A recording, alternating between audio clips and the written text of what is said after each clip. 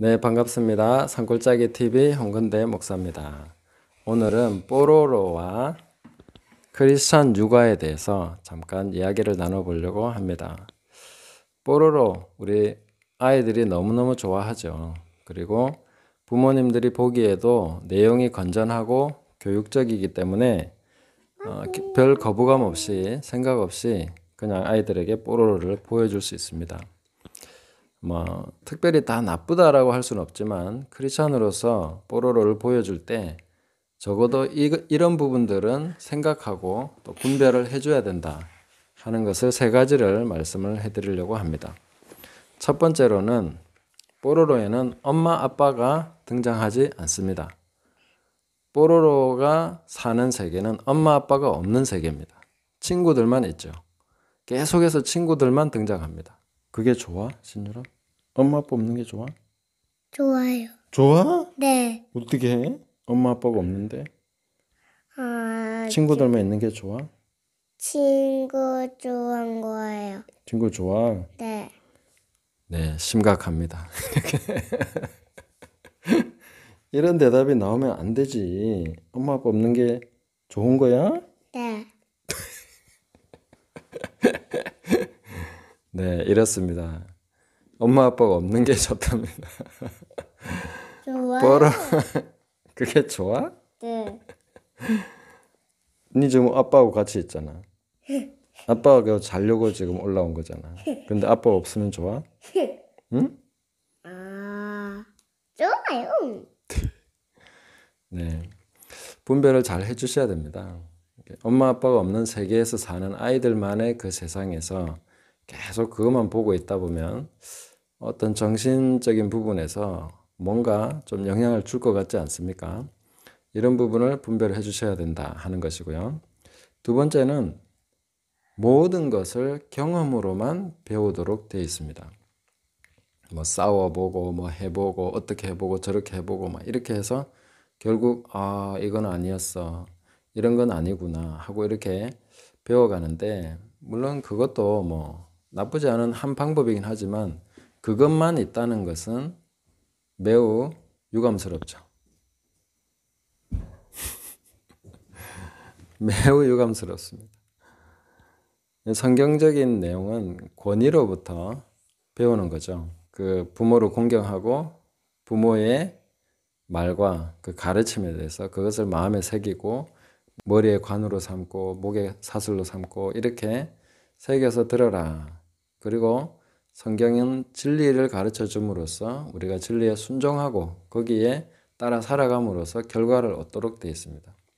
그러나 뽀로로는 항상 경험만으로 배운다. 이런 것이 상당한 그 주의점이다 하는 것입니다. 그리고 경험은 항상 그런 좋은 결과를 도출하지 않습니다.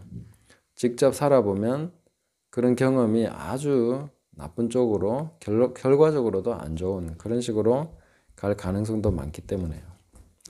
자, 세 번째로 얘기하고 싶은 것은 동물이 말을 한다 하는 것입니다. I love you. 예, 당연히 그런 거 아니에요 이렇게 생각하지만 저는 이 부분을 상당히 심각하게 생각합니다.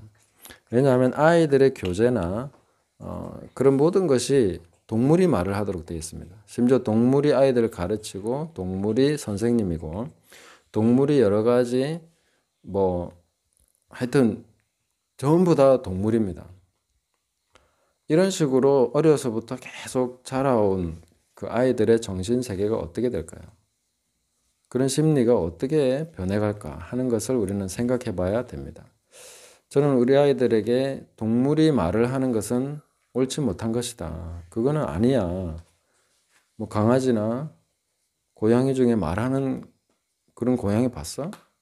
실제로 보면 없잖아요. 그런데 책 속에서, 화면 속에서는 계속 동물들이 말을 합니다. 동물이 친구고 동물끼리 또 그런 게 이제 어른들이 볼 때는 별 문제가 없다고 생각하죠. 그러나 어려서부터 그런 걸 보고 계속 자라온 아이들은 그 정신 세계 자체가 이제 그런 식으로 형성돼 버리는 거죠. 그래서 저는 나타나는 현상들이 뭐냐면 반려동물과 평생을 살겠다는 거죠. 사람은 굶어 죽어도 되지만 고양이 한 마리 굶어 죽으면 큰일 납니다. 사람은 학대를 당해도 별로 관심이 없는데 동물 한 마리 학대 잘못했다가는 어마어마한 결과를 맞이하게 되죠.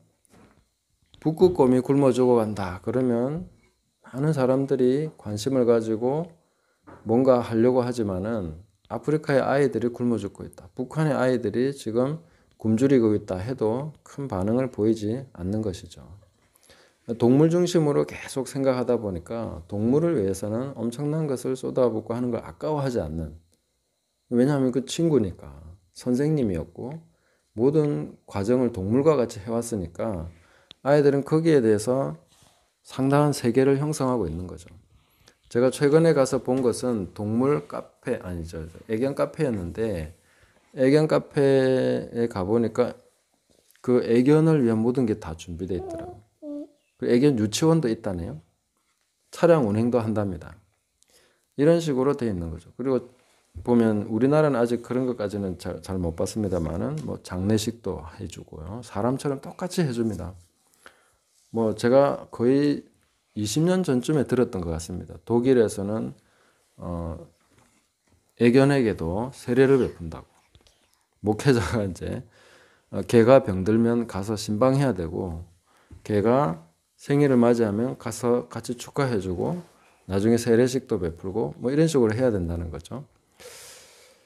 우리나라도 뭐 사실 그렇게 돼가고 있는 것 같습니다. 그것이 뭐 꼭 이런 애니메이션 때문이다라고만 할 수는 없지만 우리가 전반적으로 이런 부분에 대해서 뭔가 좀 생각을 해봐야 된다. 그리고 분별을 해줘야 된다. 아이들에게 바르게 지도를 해줘야 된다 하는 것을 기억하시기 바랍니다. 그래서 가능한 동물이 말하는 애니메이션, 동물이 말하는 그림책, 동화책 이런 것은 배제해 주시고, 그리고 아이들에게 만약에 그런 것을 보여줄 때라면은 얘기를 해줘야 됩니다. 이건 올바르지 않은 거야. 이거는 동물이 말을 하는 것은 정상이 아니야. 그걸 말을 해주시기 바랍니다. 그리고 아이들이 거기에 대한 올바른 관념을 가질 수 있도록, 세계관을 형성할 수 있도록 도와줘야 되지 않겠나 생각하는 것입니다. 그래서 성경에서 동물이 말을 하는 경우가 두세 번 나옵니다. 두세 번이라고 하는 것은 그 뒤에 가면은 이제 요한계시록에서는 꽤 상징성이 있기 때문에 그러는데요. 첫 번째는 뱀이 말을 했죠. 그리고 중간에 보시면 당나귀가 말을 했습니다. 그 두 가지 경우 다 좋은 경우가 아니죠. 좋은 일이 일어난 경우가 아닙니다.